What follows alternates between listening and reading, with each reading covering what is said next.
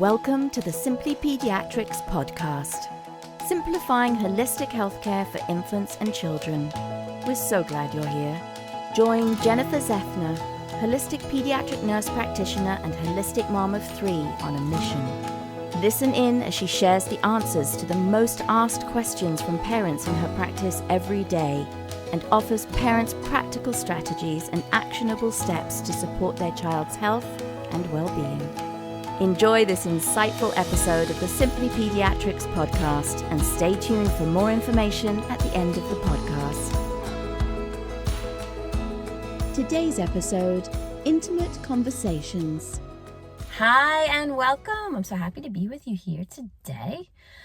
I'm going to talk about a topic I talk about with all my families with children, like in the school age years, and I call it intimate conversations, okay?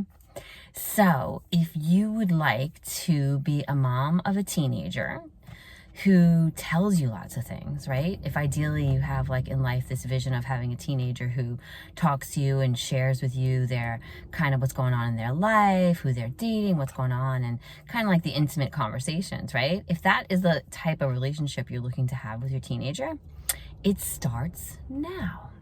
You don't just get to 16, 17, 18 and have one of your kids sharing everything with you. It starts from the beginning. So in our school age years, 4, 5, 6, start having what I call intimate conversations. And what does that look like?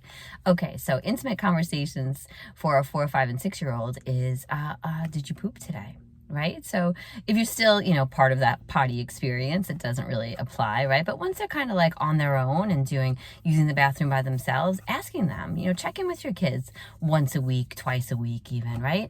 I used to like to trap my kids in the car. They shouldn't hear that because they'll be on to me. But when we would be driving in the car and they couldn't go anywhere, I just kind of talk out loud about things, right? We should be pooping every day.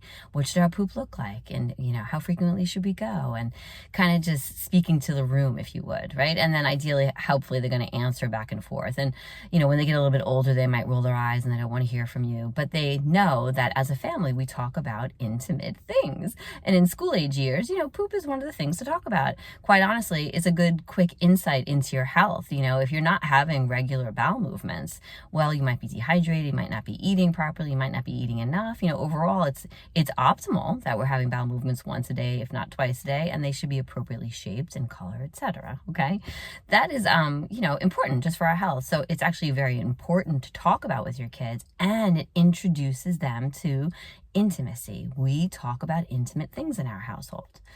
The next thing you can talk about with your children, again, at school age is, good touch, bad touch. And moms and dads, it's not a one-time conversation, right? Just like talking about, did we poop this week? It's ongoing, it's constant, it's flowing. We're constantly having these conversations.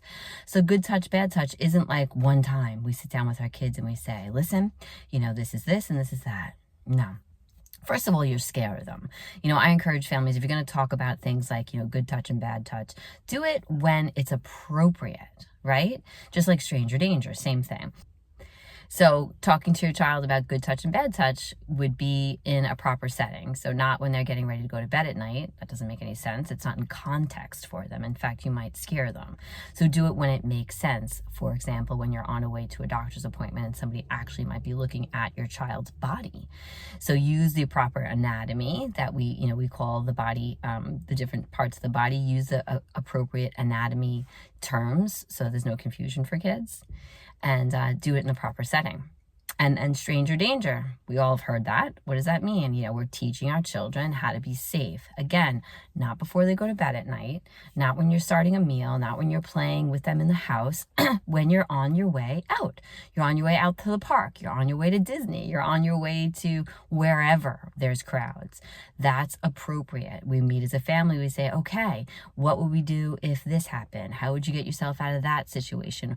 What's a safe place to go to? Whatever rules and laws would apply to the setting where you're going to be in. Disney World versus a park, we would have two different things that we would tell our children to stay safe, right? So when it's appropriate. and ongoing. So ongoing conversations about these intimate conversations leads into your preteen, teenage years of them coming home and maybe sharing information about things that are going on in school, things that they're experiencing, things that they're feeling, which is we want our children to share this with us. I know from personal experience, sometimes kids can share too much with you, which can be good and bad. But again, being there for them and knowing that they can come to you when things, when we're teenagers, right? Like when we're younger, little children, little problems, big children, bigger problems. That is 100% true. And if you want to raise a child and a teenager that's going to come and speak to you, it does start early. All right, moms and dads. So intimate conversations begins 4, 5, 6, just kind of start, sharing information with them in an appropriate setting, in context, so that they have tools, so that they're not afraid, and that they understand that as a family, this is what we do. We talk about these intimate things. Traditionally, in 5th grade, if your children are in school, 5th grade is the year where they start talking to the boys and the girls separately about their sexuality. Absolutely be part of this conversation, parents. Wherever your child is, whether they're homeschooled, in private school or public school, know what it is that those adults are going to speak to your children about. I think many of the schools now involve the parents in this conversation, which they should be, so that you know what information your children are getting in regard to their sexuality. And again, that usually is around 5th grade, which seems young, but that's about right. Some girls are going to start to get their menstrual cycle in 5th or 6th grade. Many boys' bodies do start to change around 6th, 7th grade. So, be part of that conversation. Anticipate it when, they're reaching that 5th grade level, that you're part of that. And then for our girls, absolutely, moms, get right in there, talk to them about their menstrual cycle, have it be an ongoing conversation, not just a one-time conversation that you have with your children. And then, of course, when they're older, we don't want to think about our children being sexually active, but of course, that's reality. So if you've started having these intimate conversations with your children at 4, 5, 6, and into their preteen years, by the time they reach the age that they're ready and old enough to be sexually active, be there for them to have those conversations to keep them safe. Okay, that is it for today. Remember, parenting is a journey and you're doing an amazing job. Stay curious and keep learning, and I'll see you next time.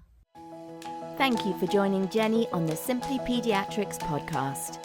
We hope that the valuable information she shared in this episode will inspire and empower you on your holistic parenting journey. If you would like to learn more about Jennie, her Simply Pediatrics practice, or anything that she spoke about today, please check the show notes that accompany this podcast and you'll find all the links and resources you need. You can also sign up for the Simply Pediatrics mailing list so that you receive Jennie's weekly newsletters packed with vital information and holistic parenting journeys.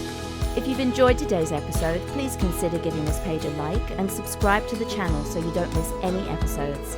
And don't forget to connect with us by sharing your thoughts in the comments section below. Follow Simply Pediatrics on any and all of the social media platforms.